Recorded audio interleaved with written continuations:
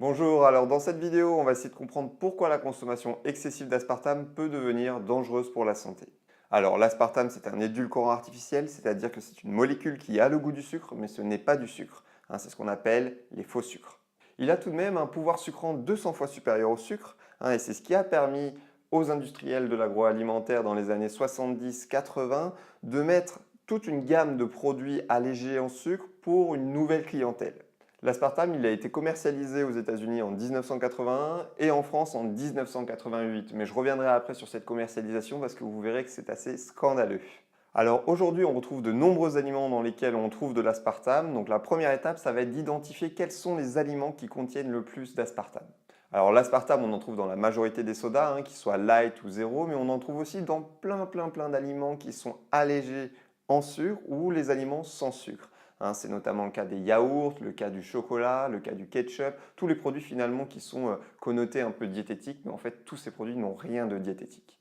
Il faut aussi noter qu'on retrouve de l'aspartame dans les chewing-gums sans sucre, mais aussi dans les médicaments, ce qui peut poser bien sûr des problèmes quand quelqu'un consomme énormément de médicaments.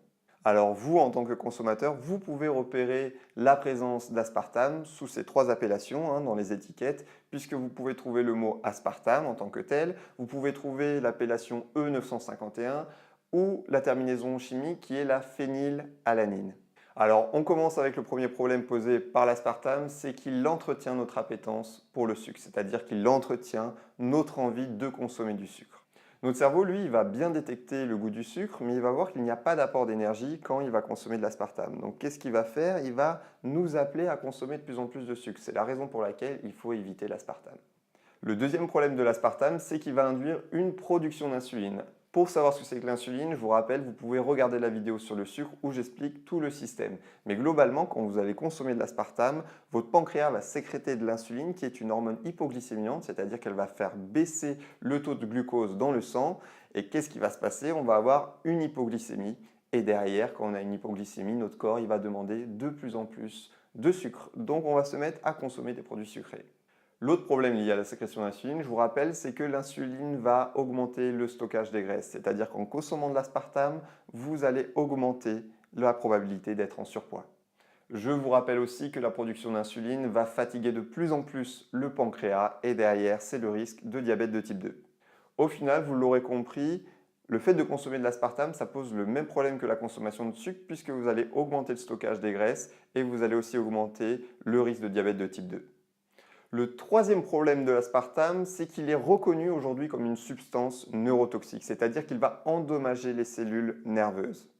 C'est la raison pour laquelle les grands consommateurs d'aspartame, généralement ceux qui consomment beaucoup de soda, qu'ils soient light ou zéro, vont avoir beaucoup de maux de tête, une certaine irritabilité et vont aussi avoir des troubles de la mémoire.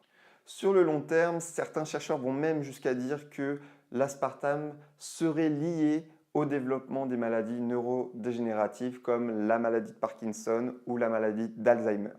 Le quatrième problème de l'aspartame, c'est qu'il est aussi lié à d'autres dysfonctionnements tels que les problèmes digestifs, tels que l'arthrose, la sclérose en plaques, la fatigue chronique ou les maladies auto-immunes.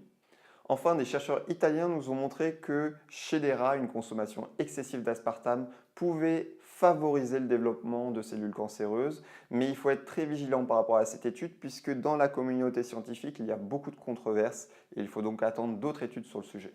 Enfin, le cinquième et dernier problème posé par la consommation d'aspartame ou de produits qui contiennent de l'aspartame, c'est que ces produits finalement nous donnent bonne conscience. Les industriels ont fait en sorte de nous faire déculpabiliser quand nous consommons ces produits.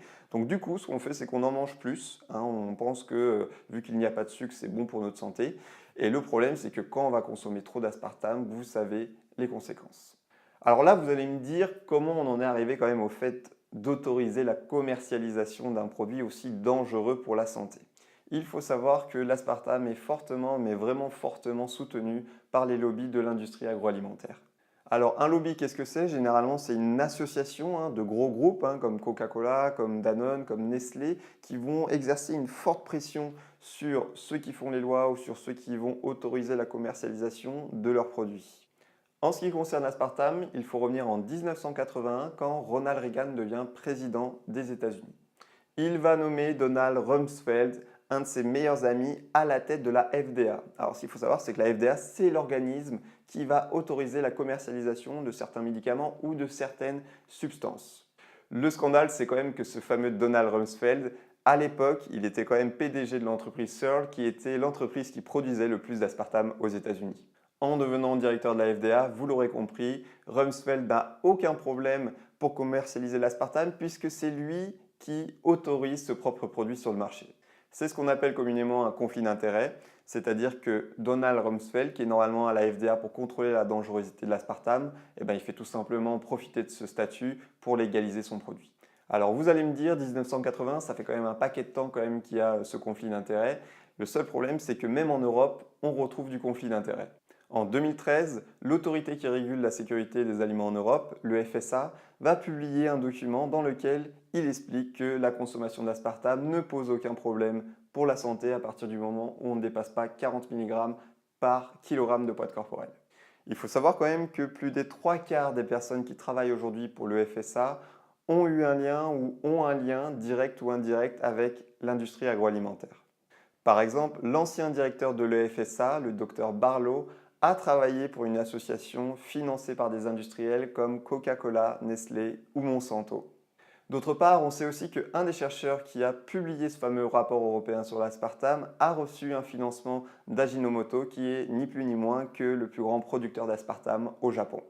Ce qu'il faut retenir de tout ça, vous l'aurez compris, c'est qu'il ne faut surtout pas écouter certaines directives européennes, surtout les directives alimentaires, puisqu'elles émanent directement ou indirectement des lobbies agroalimentaires.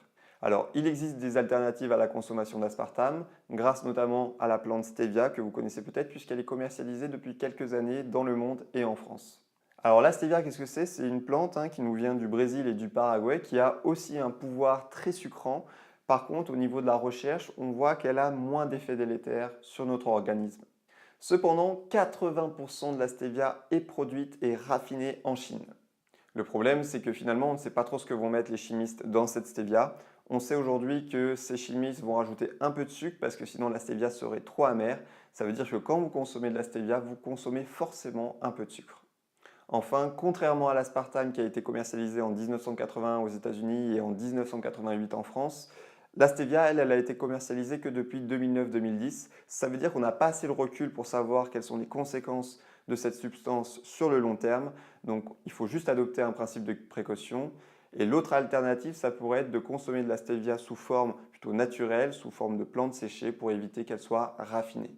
Il faut bien garder à l'esprit que, quel que soit le faux sucre, que ce soit de l'aspartame ou de la stevia, on entretient de toute façon l'appétence pour le sucre.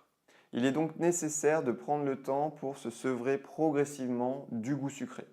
Si vous êtes habitué par exemple à consommer 2 ou 3 canettes de soda light par jour, essayez de passer de 3 à 2, puis de 2 à 1, et ensuite, sur plusieurs mois, de réduire progressivement la consommation de canettes sur la semaine.